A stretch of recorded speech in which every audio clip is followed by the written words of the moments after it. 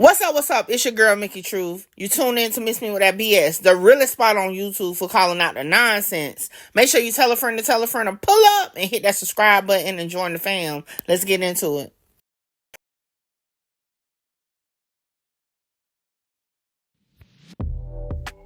Peace. What's up? This is Miss Me With That BS. So, it's a lot going on with this Jade thing situation. I don't even know what to call it. Allegation, situation, drama, all of that. But it's a lot going on. His lawyer broke down as much as he can during a press conference. Now, I did just find out today that he is also Tupac's family lawyer, as well as Mayor Eric Adams. So, Spiro, you kind of busy. You are really busy, but I guess you the best of the best because, one of your clients is Jay-Z, so I guess you're going to do what you got to do. But hold on. You also have Elon Musk, Alec Baldwin, and Megan Thee Stallion. So, again, you kind of busy. So, we are going to watch you work. Check it out. With the location. And according to their complaint, after approximately 20 minutes, she arrived at a White House with a U-shaped driveway and a gate. There is no such location in New York, 20 minutes from Radio City. It does not exist. There is no such location. We don't know whether they created a location in order to try to get jurisdiction in New York so they could bring this case in New York, or whether they just didn't do their homework. But any New Yorker knows there is no such location. Beyond that, this was supposed to have taken place at Mr. Combs' after party, according to them. When you look at the homes associated with Mr. Combs during that period of time, and even not during that period of time, none of them matches. He had a townhouse, he had a house in the Hamptons hours away, and he had homes in New Jersey, but not at that time. None of the homes work, the location doesn't work, because this never happened. And again, when you really bear down on the location and his whereabouts, you quickly realize, because there's photographic evidence and witnesses are coming forward, that Mr. Carter was in a commercial establishment after the VMAs. He wasn't at a house. Unfortunately for them, they needed to create this house in order to create the narrative.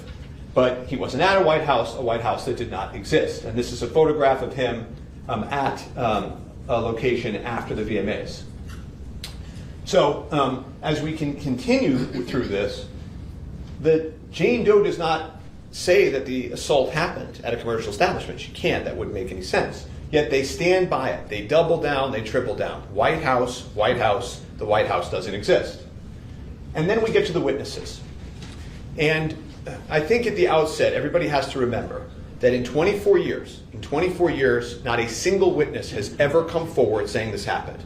Quarter of a century. Think about that. She says she's at the party alone, this 13-year-old girl, and she finds herself in the room with the three most famous people at the party. Just think about how unnatural, how little common sense that makes. And according to her, one of the witnesses is a female celebrity who's just standing there watching the repetitive rape of a child. That celebrity does nothing, says nothing, reports nothing. And in fact, they won't even identify her. According to them, there's an adult female in the room watching the rape of a child. They refuse to identify her. So then we continue. And you look and there's celebrities that she says she's mingling with before. Afterwards, she says she runs out of the house naked. None of them notice that. None of them pay any notice. For 24 years, none of them has said anything. And so she's just asked in this interview, she's asked, celebrities are recognizable people. Surely you can tell us one celebrity that was there. Just give us one name so that we know this happened. And she says, okay, Benji Madden was there. And she wants to conjure up religion and say, I'm religious, I remember his tattoo. She looks and remembers so vividly the tattoo and the conversation with Mr. Madden. Well, Mr. Madden wasn't there. He already said he wasn't there. His tour schedule said he wasn't there. And he wasn't there because this never happened.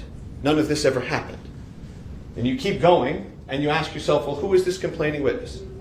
She does not come forward with her real name. She proceeds under Jane Doe. There's no report to the police. According to her, she never tells anybody for 24 years. Not one person, not alone in the car for 5 hours at home, on her way home. Not one person, not a diary, not a family member, not a friend. Most people, when this happens, there's a need to tell somebody. We call these prompt outcry witnesses. In most complaints like this, people tell somebody. She says nobody for 24, 25 years. And then we get to the details. And I want to make sure this is clear. When people make up an account, whether intentionally or their mind is playing tricks on them, they can always get that core part of the story right. They can just keep repeating it over and over and over again. This is what happened, that core part. But they're always going to mess up the details. When something isn't real, when something doesn't happen, you're going to get the details wrong because you weren't really there. And so she starts with her story about her friend that dropped her off. Okay? This drive of over 5 hours, the friend would have had to have gone 10 plus hours to drop her off because she's got to get there. If this is real, she's got to get there. But guess what? This friend of hers, she doesn't get out of the car, right? Think about that. She's just leaving a 13-year-old girl alone in Midtown. She doesn't even want to get out of the car. She came all that way. There can't be a witness there. She can't have a witness there. To keep you and your family running strong. Happened. So as you keep going, Healthcare doc. you ask yourself, but how did she end up in the car in the first place? And so she creates this story. She says, I snuck out the window, right? But now we know she came from Rochester. So she would have been sneaking out of the window at 3 in the afternoon in the middle of broad daylight. Never heard of such a thing, defies common sense, doesn't make any sense because this never happened. And so she tells this story because she's got to create a way that she gets out of the house and ends up in New York City. And as we keep going here, the friend that implausibly leaves her there, there's then some pressure on that part of the story because it doesn't make any sense. And so the lawyer is asked, well, just produce the friend. And so he has to find somebody that can make this work. And of course, as soon as he's pressed, they find somebody who they say is no longer alive. They can't corroborate it, and there's nobody to talk to. Okay, and if we can keep going. Next slide. So she then gets there, right? And she has this vivid tale of watching it on a Jumbotron. It's in her complaint. Clear as day. There was no Jumbotron that year. Okay? I don't know whether they were Googling images and found the wrong year. I don't know whether she's just making it up out of whole cloth. There is no Jumbotron. In fact, they didn't even get a permit, according to the police and the city, for the Jumbotron that year. So that didn't happen. None of the details are right because this never happened. If we can keep going. And then she says, I'm knocking on the doors and the windows of limousines and VIPs. Of course, that doesn't work either. If you look at the video, photographs, that whole area was blocked off. We've spoken to numerous people there that were in security. No one could have gotten anywhere near those cars because this never happened. She gets that fact wrong. And you know, the whole story about, of all people, she knocks on Puff's window. 13-year-old girl in Midtown by herself. Just think about that. Think about how illogical that is. Keep going. Again, this is Eminem performing in the streets. No Jumbotron.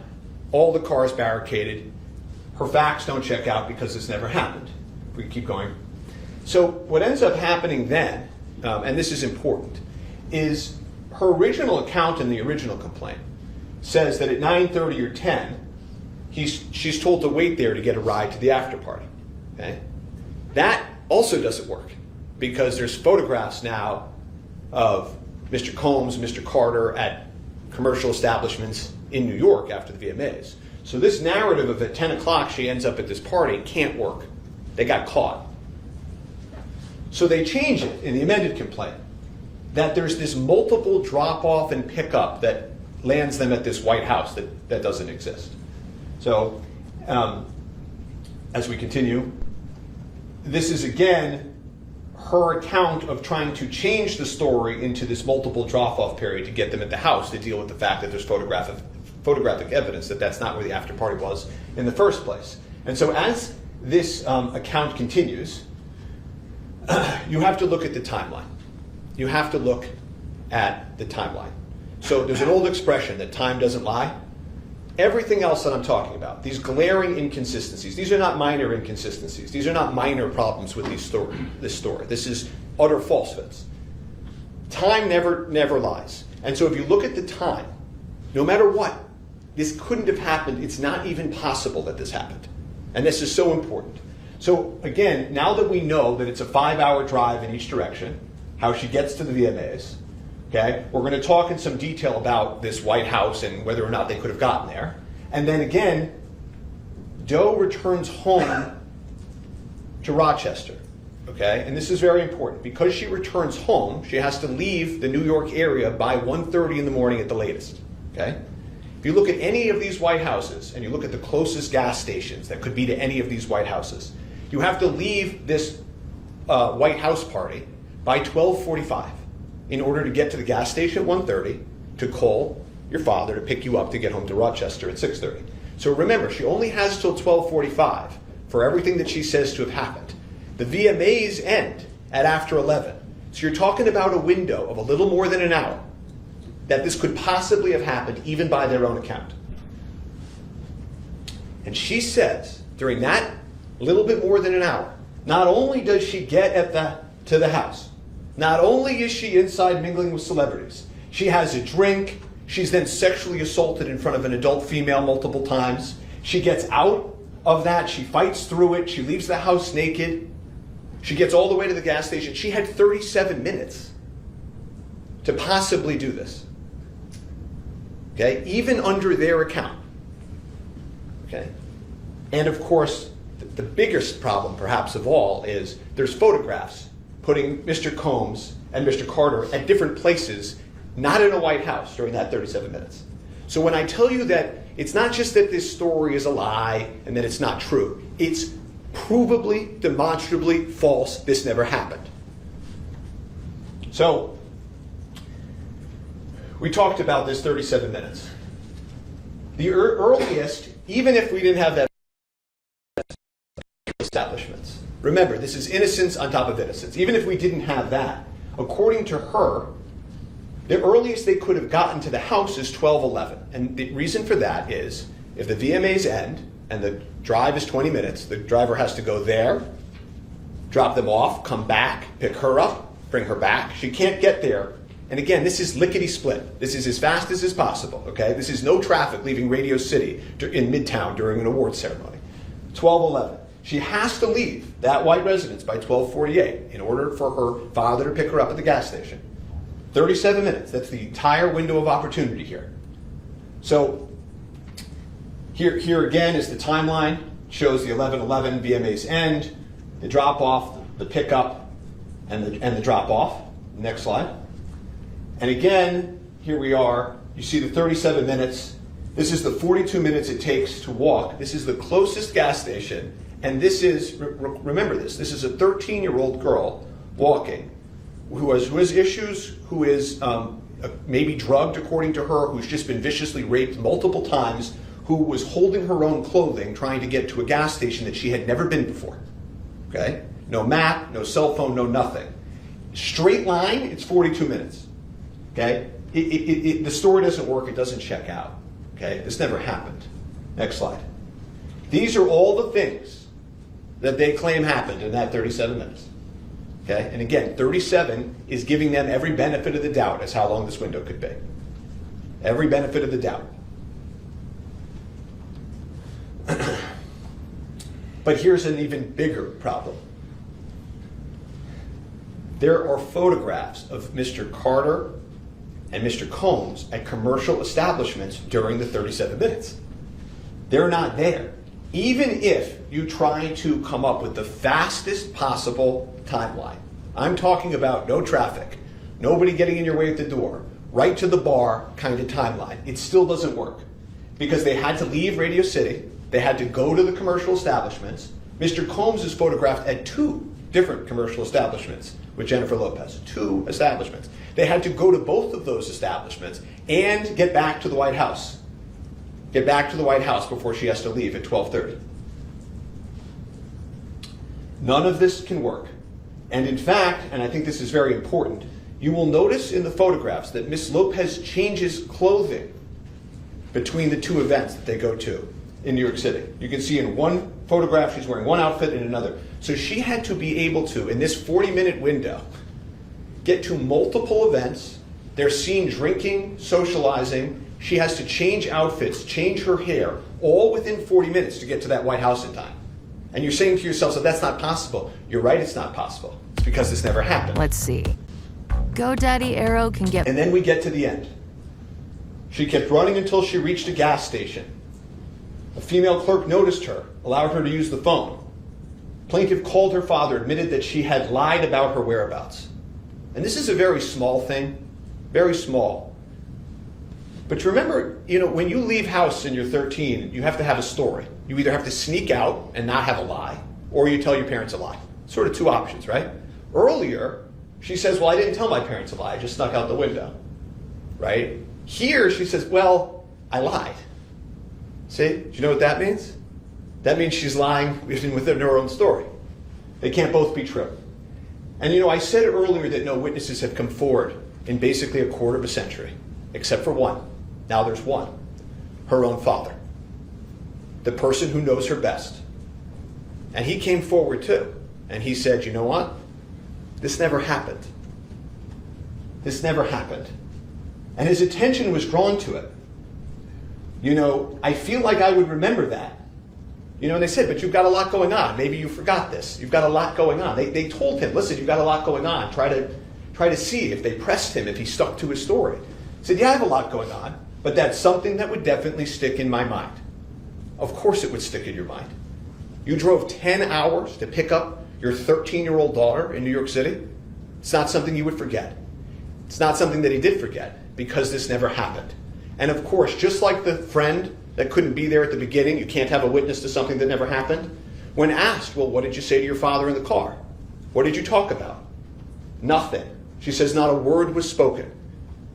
There can't be a conversation because this never happened. And so,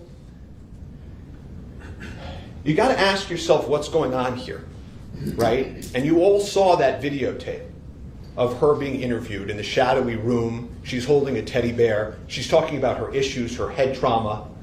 She's been through a lot in her life, you can tell. And so, who took advantage of this? Why are we here? Why is this story getting created? And I'll tell you who took advantage of this. This lawyer took advantage of this. That's what's going on here. And you can see here, now that this is starting to unravel and the truth is coming out, he's starting to walk away from it. He's saying, oh, sorry, this case was referred to our firm by another firm, so I didn't really check it out, is basically what he's saying. Right?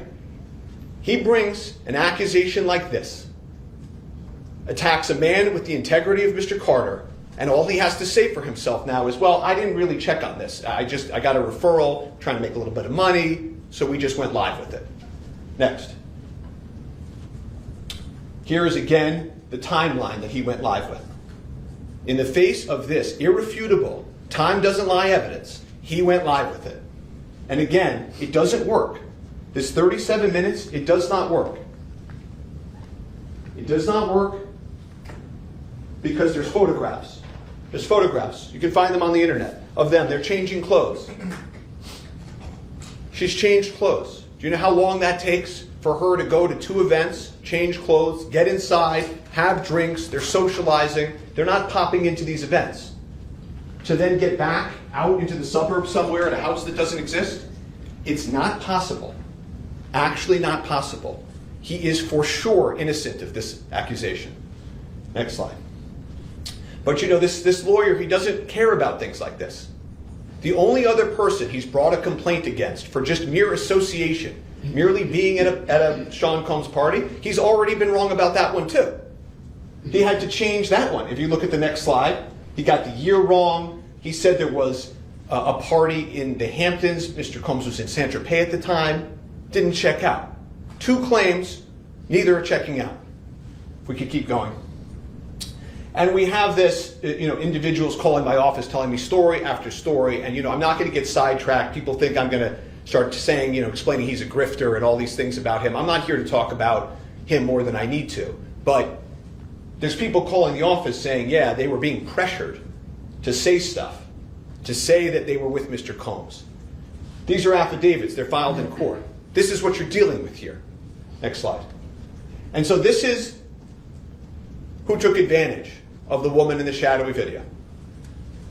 He gives a press conference, 1-800 number, and he claims 2 days after posting that press conference, 2 days, that he has 120 fully vetted plaintiffs. 120.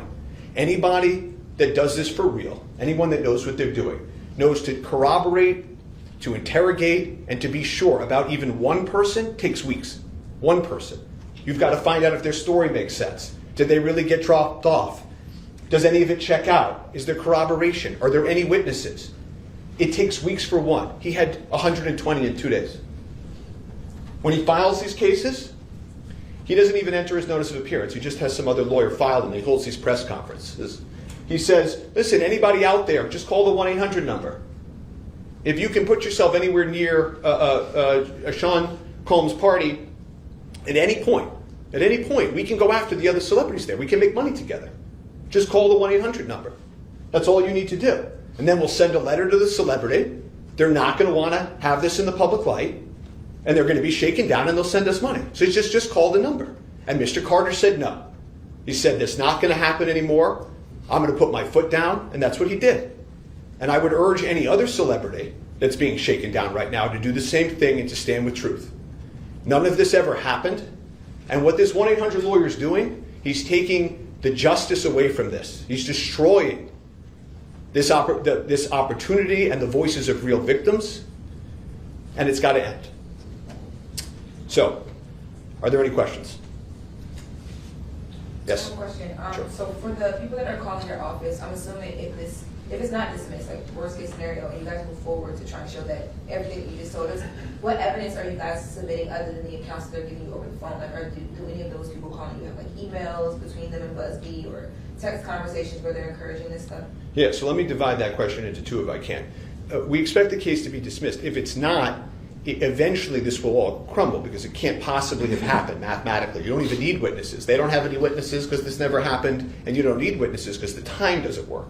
There's literally photographic evidence that proves that this could not have happened. In terms of what's going to happen to Mr. Busby for this racket and everything else going on, time will tell. But this is how things unravel.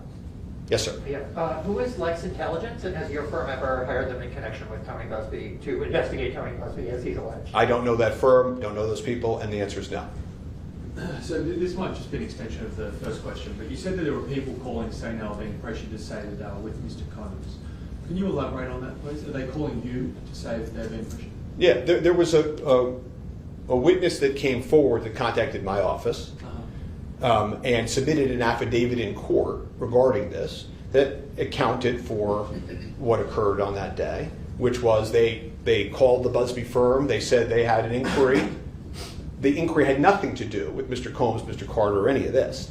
And the people at the Busby firm said, well, why don't we try to push this in the direction of the Combs case? That's a better decision in sum and substance. That's a better way to go here. This individual refused to do that, contacted my office and signed them, and then an affidavit was submitted to court. Yes? You mentioned the letters that Busby's been sending out to unnamed celebrities in relation to these Combs lawsuits. What were your interactions on behalf of Mr. Carter before he was renamed to the amended complaint? Well, after the letter was received, we obviously knew this was completely false and we weren't going to be shaken down. So the efforts were nothing because there was nothing to discuss in any meaningful way. Do you know who the Jane Doe is, like her actual identity? Has there been like research into that on your end? Yeah, because it's a fair question. Because she's been blacked out in the video and because a court has not unmasked her in court, I'm not going to get into her identity. You will notice that I did not get into some of her issues. I don't want to. It's really sad in many respects, and I don't want to get into that. So I'm not going to unmask her here today. Has the accuser tried to reach out to Mr. Carter before, or any of his camp, or anyone? Not to my 1-800 knowledge. contacts. Quick. Hold on. Busby indicated that there was a second alleged victim. Has he given any notice that he's pursuing that claim as well? No, and I would hope not after what's going on here. Yes? You mentioned in your recent filing on this docket that you were intending to file a motion to dismiss. What's the timeline on that? Are you working on that? Yeah, so we did file a motion to dismiss the day after this was filed. Right. The Rule 11 letter, which basically says that a lawyer is not allowed to do this. You're not allowed to not vet a claim and file a false claim in court, or it needs to come down. The way that works, and it's a little technical, is that the court has to allow you to file faster than you should otherwise be allowed to file. So we are hopeful that the court will respond today, and we will file that. If not, there are other things that we're going to do to bring the truth to light. Are there any other questions? Yes. Are there any witnesses who will be corroborating Mr. Carter's testimony that he was not there that night? Or is that sort of what you're hinting at, that if necessary, you will provide those people? Yeah, I mean, it's like asking to corroborate something that never happened. I mean, there are dozens and dozens of people that are going to say there was no party at the White House, that put all of these celebrities where they're already put in photographs in different places, not at a White House. Remember, according to her, all three of these people, I mean, you all have seen the photographs, I mean, on the internet, and I just showed you some. All three of these people would have had to have been at this White House together, alone in a room. Just think about that. Alone in a room with this 13-year-old girl at exactly the time that they're at commercial establishments. So I mean, there's no proof better than time. But of course, there are going to be people that are going to say that they were all out that night and nowhere near a White House, and they went to an after party at a commercial establishment, and this is all fantasy. If this case is dismissed after that, are you guys decided indefinitely to file anything in addition, like an information lawsuit? This issue with a lawyer taking advantage of the situation is going to be dealt with, I can assure you. And I think sort of stay tuned. I think the first thing today was to make sure that everybody understands this is not an account of inconsistencies. I wanted everybody to understand that this never happened. This is completely false. And then we'll move forward from there. Yes? What is Mr. Carter's account of that night? Does he say he was at multiple locations, just that nightclub, the Lotus nightclub that he was photographed at? Yeah, so I'm not going to get into sort of privileged communications and talk too much about that, but I will say that he was not at any house or any location. They were in New York City. They were at commercial establishments with lots of people around, and this is obviously completely false. How's Mr. Carter feeling? He's upset. He's upset that somebody would be allowed to do this. They would make a mockery of the system like this. He's upset that this distracts and dissuades real victims from coming forward. He's upset that his kids and his family have to deal with this. He's upset, and he should be upset. Is your firm investigating Busby talking to people around him as he's alleged in some of his legal suit, in his suit against Gwen Emanuel? Yeah, that suit went nowhere, as you saw. And what happens when people bring frivolous cases and run rackets like this is, of course, we're asking questions. I've got people contacting my office telling me chapter and verse about him. So we don't shut off the phone lines. I'm listening because I'm trying to figure out how this is allowed to proceed like this. Yes? He posted a photo on his Instagram of 3 men at a door of his client, suggesting that investigators came and said that they would pay $1,000 for plaintiffs to file a suit against him. I mean, do you have any connection to those men that he photographed? Do those men have any connection to Gwen Emanuel? Zero. Okay, I don't know whether it's completely false or not, but zero connection to those people. Have no idea what that is. Don't know whether he made it up out of whole cloth. Don't know if he's trying to distract from what he's under now. But no, there's no truth to that. Anything else? So what is money? Will Mr. Carter say anything more specifically about Mr. Combs? He didn't really address him in his statement, but anything since outlets and internet speculation have tried to affiliate the two of them, he didn't really, in his statement, specifically say anything about any of the allegations. I mean, Mr. Carter has nothing to do with Mr. Combs' case or Mr. Combs. They knew each other professionally for So a number hold of years. on. Jay-Z doesn't know Diddy anymore? They knew each other professionally for a number of years, just like in all professions. People know each other. At the music awards, they support each other. Let me make sure I understand this. So you are telling us that Jay-Z and Diddy are only business associates? There's no personal friendship with them? At the music awards, they support each other. If you go to the NBA All-Star game, they support each other. That's just how professions work. There is no closer association between any of them. That's also a matter of fiction. That's all that there is. He doesn't know anything about the charges or allegations against him. He has nothing to do with that case. And there's nothing more to say. Yes? In the original filing before it was amended, and even after, there's a second, the woman celebrity that you mentioned was in the room. That woman celebrity, whoever that is, has there been any other people that may have been with Mr. Carter or even Puff that night that have reached out to you guys just wanting to know what is happening, just so that they can prepare for kind of even a fight back like Jay-Z is right now? Well, we know other celebrities have received letters, and we've spoken to other celebrities that were there that night that say this is what they know about this. This makes no sense, couldn't have happened because they were all at a commercial establishment. So I hope that answers your question. Yes? Was there a specific amount of money or something specific that was demanded of Mr. Carter in this demand letter that was sent to you before the complaint was filed? There isn't a specific number that has been demanded. But did they specifically ask for money? In the demand letter, what did... Yeah, so and I've been asked this question before. People like this, they don't send demand letters out to not get money. That's all they want. Okay, this is not for truth and justice. This is for money. So the request was to sit down and talk about a way to resolve this matter, and we all know what that means. Yes? Do you have any plans to release the demand letter? Not as I stand here today.